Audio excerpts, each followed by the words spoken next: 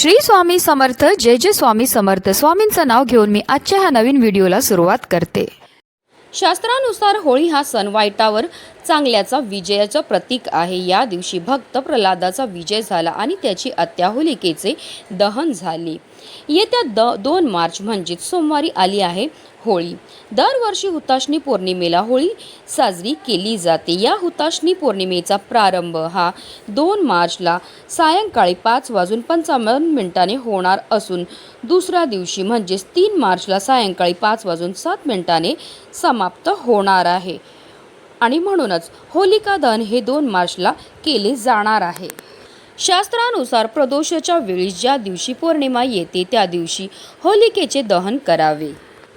पौराणिक कथेनुसार प्रल्हाद हा भगवान विष्णूचा परम भक्त होता. त्याचे वडील हिरण्यकश्यप यांनी प्रल्हादाला मारण्यासाठी आपली बहीण होलिकेला आदेश दिला की तिने प्रल्हादाला मांडीवर घेऊन अग्नीत बसावे, कारण होलिकेला असा वरदान मिळाला होता की ती अग्नीत जळणार नाही. परंतु भगवान विष्णूच्या कृपेने प्रल्हाद सुरक्षित राहिला आणि होलिका अग्नीत भस्म झाली. तेव्हापासून होलिका दहनाचा सण साजरा केला जातो. या दिवशी होलिका दहनाच्या अग्नीला अनन्यसाधारण महत्त्व असतं. शास्त्रानुसार या अग्नीत काही विशिष्ट गोष्टी अर्पण केल्याने आपल्या जीवनातील अनेक समस्या भस्म होऊ शकतात. वास्तुशास्त्रानुसार आपल्या जगण्यावर आपल्या आजूबाजूच्या वस्तू, रंगांचा, दिशांचा प्रभाव होत असतो. घरात सदैव सकारात्मक वातावरण राहण्यासाठी वास्तुशास्त्रात काही खास उपाय दिले आहेत आणि म्हणूनच होळी पौर्णिमेच्या दिवशी तुम्ही काही नाही केलं तरीही चालेल, पण गाईला खाऊ घाला ही एक वस्तू. ही वस्तू खायला दिल्यामुळे आपल्या जीवनामध्ये असणारा प्रकारातला प्रकार, पितृदोष, ग्रहदोष, शत्रुपीडा तर नष्ट होणारच आहे, पण आपल्या 7 पिढ्यांचं दारिद्र्य नष्ट होऊन आपली कितीही कठीणातील कठीण इच्छाही साक्षात माता राणी पूर्ण करणार. तर ती कोणती वस्तू खायला द्यायची, कोणत्या वेळेत द्यायची त्याबद्दल सविस्तर आणि महत्त्वाची अशी माहिती मी तुम्हाला या व्हिडिओमध्ये देणार आहे. तर व्हिडिओ पूर्ण पहा. शास्त्रानुसार रक्षाबंधन आणि होलिका दहन यासह काही विधी भद्र काळात करू नये. भद्रमध्ये न कर्तव्ये श्रवणी फाल्गुनी तथा हा श्लोक या काळात या समारंभांना स्पष्टपणे प्रतिबंधित करतो. 2 मार्च 2026 रोजी पौर्णिमेचा तिथी संध्याकाळी 5:55 सुरू होईल आणि त्याच वेळेस भद्रकाल देखील सुरू होतो. पौराणिक कथेमध्ये असं सांगितलं आहे की भद्राला सूर्यदेवांची कन्या आणि शनिदेवाची बहीण मानली जाते, जी तिच्या उग्र स्वभावासाठी ओळखली जाते.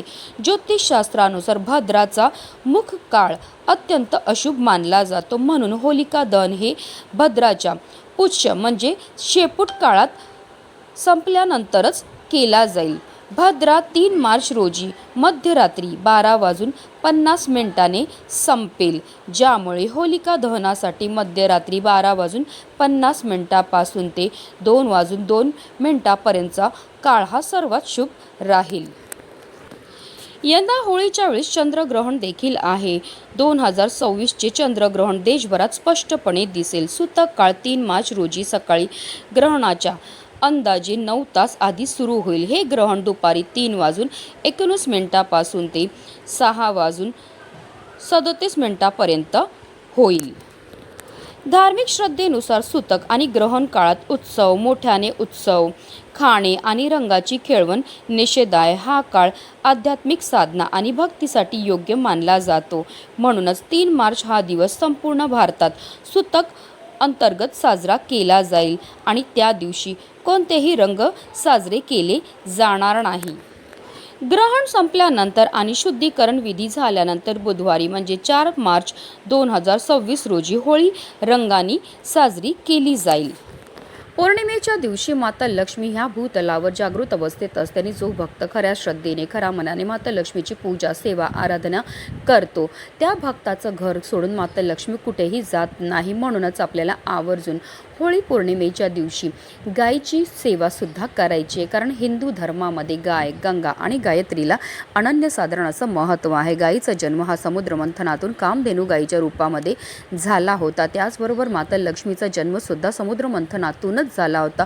म्हणूनच गायीला माता लक्ष्मीचं स्वरूपसुद्धा म्हटलं जातं. गायीच्या शरीरामध्ये 33 कोटी देवी देवतांचा निवास असतो. गाय 11 रुद्रांची आई आहे, 8 वसूंची कन्या आहे, 12 आदित्यांची बहीण आहे आणि अमृतरूपी दूध देणारी. आणि जो व्यक्ती गोसेवा करतो त्याच्या सर्व इच्छा ह्या साक्षात माता राणी पूर्ण करत असते. म्हणून आपल्याला सुद्धा आवर्जून होळी पौर्णिमेच्या दिवशी ही गोसेवा जी आहे ती करायची. आता तुम्ही सकाळपासून संध्याकाळपर्यंत कधीही गोसेवा जी आहे ती करू शकतात. आता जर गाय तुमच्या घरी असेल तर घरच्या घरी तुम्ही गोसेवा करू शकतात, की एखाद्या गोठ्यात जाऊ शकतात, गोशालेमध्ये जाऊ शकतात, किंवा वाटेत कुठेही तुम्हाला गाय ही भेटणार आहे. गायीजवळ गेल्यावर सर्वप्रथम तिच्या दोन्ही पायावर आपल्याला पाणी अर्पण करून घ्यायचं, तिची आरती करून घ्यायची, तिला हळद कुंकू अर्पण करून घ्यायचं आणि त्यानंतर जी वस्तू गायीला खायला द्यायची ती म्हणजे पुरणपोळी. होळी पौर्णिमेच्या दिवशी पुरणपोळीचा मान असतो. या दिवशी प्रत्येक हिंदू घरामध्ये पुरणपोळी ही बनवली जाते. तर आपल्याला पुरणपोळी जी आहे ती गायीला खायला द्यायची. आपल्या हातातनंच गायीला ही पुरणपोळी जी आहे ती खायला द्यायची. कारण असं म्हटलं जातं जेव्हा गाय आपल्या हातातनं ही पोळी खाते आणि तिची जीभ आपल्या हाताला लागते तर त्यामुळे आपल्या जीवनामध्ये असणारे जे दोष आहेत, दारिद्र्य, ते दूर होण्यामध्ये मदत ही मिळत असते. गाईला पुरणपोळी खायला दिल्यानंतर आवर्जून तिला पाणीसुद्धा प्यायला द्यायचं आहे. पाणी गाईला प्यायला दिल्यामुळे आपल्या कुंडलीतील चंद्र बलवान होतो. चंद्र हा मनाचा कारक मानला जातो आणि जर आपल्या कुंडलीतील चंद्र बलवान झालं तर त्यामुळे आपल्याला शारीरिक तसेच मानसिक त्रासापासून मुक्तता मिळते. त्यानंतर आपल्याला गायीभोवती 11 प्रदक्षिणा मारायच्यात. प्रदक्षिणा मारताना निरंतर आपल्याला ओम नमो भगवते वासुदेवाय नमः या प्रभावी मंत्राचा जप हा करायचा. 11 प्रदक्षिणा करून झाल्यानंतर आवर्जून आपल्याला गाईच्या पायाखालची थोडी माती उचलायची आणि तिने आपल्या कपाळावर टिळा हा लावायचा आहे. कारण जो मनुष्य गाईला हाताचा स्पर्श करून प्रदक्षिणा करतो तसेच तिच्या चरणाखालील धूळ मस्तकी लावतो त्याला पृथ्वी प्रदक्षिणेचे व सर्व तीर्थांमध्ये स्नान केल्याचे पुण्य हे प्राप्त होत असतं. आता जर गाय स्पर्श करून देत असेल तर आवर्जून आपल्याला तिच्या पाठीवर हात फिरवायचा आणि आपल्या मनातली इच्छा ही व्यक्त करायची आहे. होळी पौर्णिमेच्या दिवशी ही गोसेवा करण्याला विशेष महत्त्व हे दिलं जातं. जो भक्त ही गोसेवा करेल त्याच्या जीवनामध्ये असणारा प्रखरातला प्रखर पितृदोष, ग्रहदोष, शत्रुपीडा तर नष्ट होणारच आहे, पण त्याचं 7 पिढ्यांचं दारिद्र्य नष्ट होऊन त्याच्या संपूर्ण कुटुंबाची भरभरून अशी प्रगती होणार आहे. म्हणूनच व्हिडिओ जास्तीत जास्त लोकांपर्यंत शेअर करा जेणेकरून प्रत्येकाच्या आयुष्याचं कल्याण हो हीच मनामध्ये इच्छा. श्री स्वामी समर्थ. जय जय स्वामी समर्थ.